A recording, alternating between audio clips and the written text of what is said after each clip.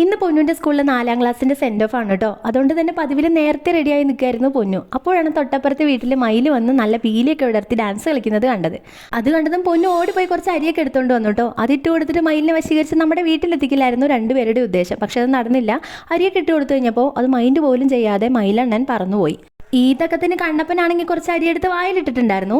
ഇതെന്നെ തക്കന്നു നോക്കി പൊന്നു 2 അടിയൊക്കെ വെച്ച് കൊടുത്ത് കണ്ണപ്പൻ്റെ വായയിൽ വിരലിട്ട് കുത്തി തിരികെ അരിയൊക്കെ എങ്ങനെയൊക്കെയോ പുറത്തെടുത്തു. വായയിലുള്ള അരി പോയതിൻ്റെ സങ്കടം സഹിക്കാൻ പറ്റാതെ കണ്ണപ്പൻ കുറേ നേരം തേങ്ങലടിച്ച് കരഞ്ഞു നോക്കിട്ടോ. ആരും കരച്ചിൽ വലിയ മൈൻഡ് ഇല്ലാന്ന് കണ്ടപ്പോൾ അവൻ കരച്ചിലൊക്കെ നിർത്തി. അതിനുശേഷം പൊന്നു വേഗം തന്നെ മേക്കപ്പൊക്കെ സ്റ്റാർട്ട് ചെയ്തു. കണ്ണൊക്കെ എഴുതി പൊട്ടൊക്കെ തൊട്ട് സ്വയം മേക്കപ്പൊക്കെ ചെയ്ത് റെഡി ആവാണ്. എന്നോടാണെങ്കിൽ 2 ദിവസം മുമ്പേ പറയുന്നുണ്ട് ഒരു പ്രത്യേക തരം ഹെയർ സ്റ്റൈലൊക്കെ ട്രൈ ചെയ്യണം അമ്മാന്ന് കേട്ടോ. എന്തായാലും എന്നെ കൊണ്ട് പറ്റാവുന്ന രീതിയിൽ ഞാൻ ഇതേപോലെ അലങ്കാര പണികളൊക്കെ ചെയ്തു കൊടുത്തിട്ടുണ്ട്. എന്തായാലും ആൾക്ക് സന്തോഷമായി. ഇതൊക്കെ ഭയങ്കര ഇഷ്ടപ്പെട്ടു കേട്ടോ.